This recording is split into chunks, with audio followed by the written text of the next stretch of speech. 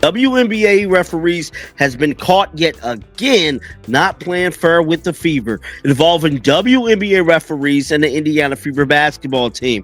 Now, I spoke about this a few videos back and a few topics ago, but at the end of the day, this is still a conversation that needs to be had, and that is this conspiracy against the Indiana Fever basketball team. The biggest help in the WNBA didn't come from a player. It came from a referee with clear bias and maybe a loyalty to Vegas. New leaked video has revealed a scandal so wild it makes reality TV look boring. Did the Las Vegas Aces really win fairly, or was the ref calling plays for them? This isn't just a few bad calls. It's drama, confusion, and controversy all mixed together. Let's try to break it down. About the Aces special whistle, this play in particular was one that changed the momentum of the game. It was in the fourth quarter, and I thought it was called so very wrong. As you can see, Jackie Young here is handing the ball off to Asia, and then I don't know if this was supposed to be a screen. I don't know what she was exactly doing here, but she kind of comes in there. She's moving. She moves her body into Aaliyah Boston. Aaliyah Boston doesn't really have much space to move, and they called this a foul on Aaliyah Boston. Now, the referees went to the board. They were reviewing the play, and the play stood on the court. I thought people say the game happens on the court, but lately, it looks like the refs are controlling everything from their spot, just like in WWE.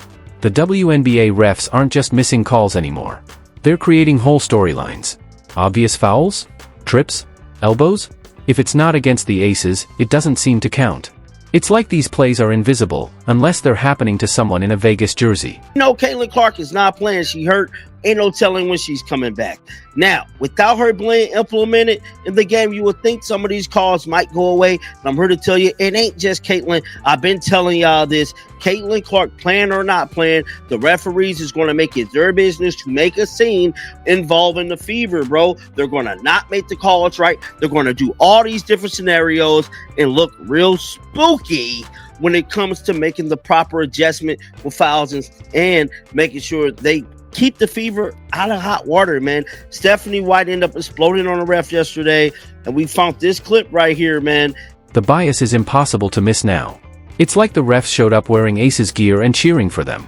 They're acting like they're in a group chat with Coach Becky Hammon, placing bets and calling games as fans instead of officials. This isn't just favoritism anymore. It's like they're pretending to be part of the Vegas team. And the league?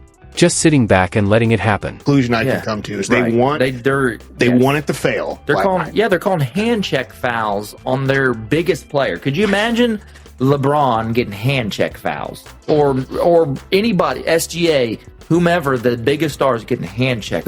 Yes, it may not be the only reason, but it doesn't help. You're absolutely right.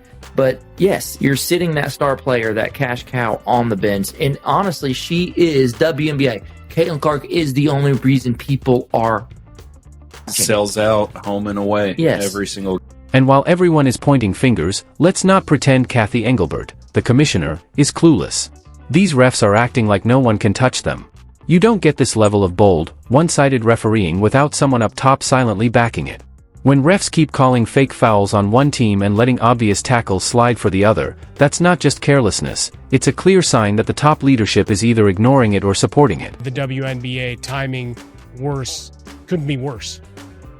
Now, there's reports here out that Colin Clark, her brother, alludes to reffing playing a role in her injury, right? That the ref in the game is put a role in it. So, okay. Now, it's been deleted, but it was up. Now, let me just say this. Right? Obviously, we're waiting for Caitlin Clark to find out how she is. And, the funny thing is I plan to talk about this tonight at some point, her coming off the game. And remember on Sunday, there was a lot of physicality in the Fever's win and a very big bit of viral from Rebecca Lobo and Ryan Rucco. Now it's turning into a joke. Players are fighting hard on the court while refs seem to be running their own secret fantasy league. One player gets hit so hard her ponytail spins, and the ref's too busy tying his shoe or checking his phone. Meanwhile, another player barely breathes and gets called for a tech. It's gotten so ridiculous it feels like a comedy skit. And these refs shouldn't just be talked to, they should be fined heavily. Hard enough that it shakes them into doing their job right. No more warnings. Start taking money out of their paychecks until they actually read the rulebook again. Because right now, this isn't basketball, it's a Vegas fantasy. And the only thing more shady than the refs is the league's silence. This doesn't feel like coincidence. It feels like the refs were handed magic whistles and invisible cloaks from someone in power. Completely missed call. I don't know how you review this and you still call the foul on Aaliyah Boston. It was clearly a moving screen. Even the commentators were saying, I don't agree with that. Like, I do not agree with that. It should have been called the other way. But that's an example. This happened in the fourth quarter. It changed the momentum of the game. But the Indiana Fever just, at this point in time, it doesn't seem like anything is changing. And I'm not sure when and if that will happen. It's Coach Stephanie White's job to make sure that she is challenging things when she needs to, that she is the one complaining to the higher ups. She is the one who is getting in the refs. So how do we fix this? Simple. Bench Caitlin Clark for the season. Not because she did anything wrong, but because pulling her off the court might finally make the league pay attention. They won't listen to fans. They ignore complaints. But if they lose their biggest star, the one bringing in the money and media, you'll see the top bosses panicking, holding meetings, and suddenly remembering how to fix officiating. Call it a protest or a bold message, but it's the only move that could work. And fans aren't stupid, they know something's off.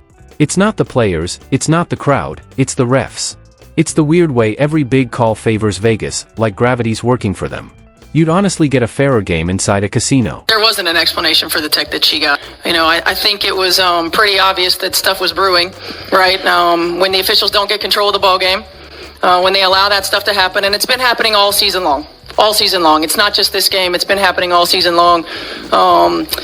This is what happens, right? This is what happens. You've got competitive women who are the best in the world at what they do, right? And when you allow them to play physical and you allow these things to happen, they're going to compete. And they're going to have their teammates back. And just to be clear, this isn't just a player problem. It's a PR disaster with glitter on it.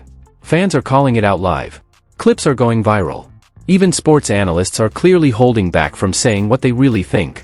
The only people acting like this is normal are the ones benefiting from it.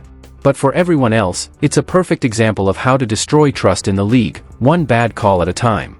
You want the WNBA to grow? Fix the basics. Because no sponsor or celebrity sitting courtside can hide how bad this refereeing has become. If no one is held responsible, this mess won't end, it'll just stay forever. The league doesn't need a quick fix. It needs a full investigation, starting not with the refs, but with Engelbert. The problems are consistent and obvious. Start treating refs like speeding drivers, fines, rules, and consequences. Post-game reviews aren't enough anymore. Okay, so this is the bum referee named Michael Price who allowed my precious CC to get injured. Take a good look at him. And from my research, he be holding grudges against certain players. Diana Taurasi is one of them. You hear me? He been refereeing in the league since 2013. Let me move out the way. You hear me? And it's crazy. I don't know if y'all remember that clip where my precious CC called him over and she told him to grow up. Make transparency normal, not rare. And while we're fixing things, put Commissioner Engelbert under the spotlight too. Either she's part of the problem, or she's really bad at her job. And neither is good for the WNBA. This league has amazing talent, heart, and the hardest working athletes. But all of that is getting buried under unfair officiating and lazy leadership. It's like building a 5-star restaurant over a cracked floor. Sooner or later, the whole thing will fall apart. Refs aren't just messing up, they're ruining careers and whole seasons. And no one's stopping them. No emergency meetings. No press statements. Just more bad calls and silence.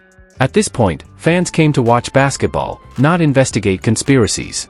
But here we are, creating charts and replay clips like amateur detectives just to understand how a player can be tackled and still get called for the foul. Officiating, we hear the concerns, we take that input, every play is reviewed, we spend hours and hours and hours. Obviously, we use that then to follow up with officials, training. Consistency is important, I think. I think some people observe our game versus other basketball formats are that there aren't a ton of fouls called, but I realize consistency is the name of the game.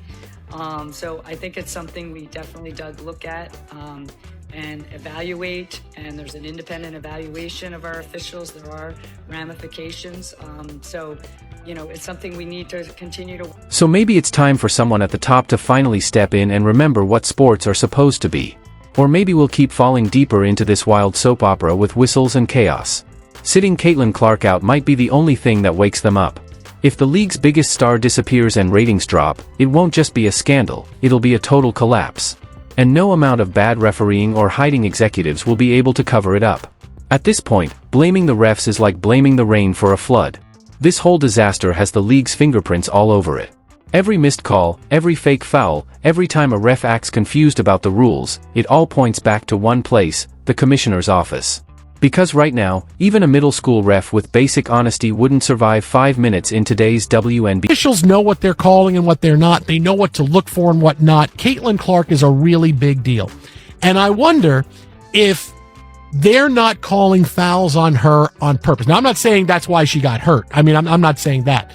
But I wonder, just watching these games, are they not calling fouls where she gets hit on purpose because the backlash and what could happen, the optics of, Caitlin Clark getting all these foul calls, getting superstar foul calls, what that would do to the WNBA conversation and attention to the game? Because you already see what it's like, where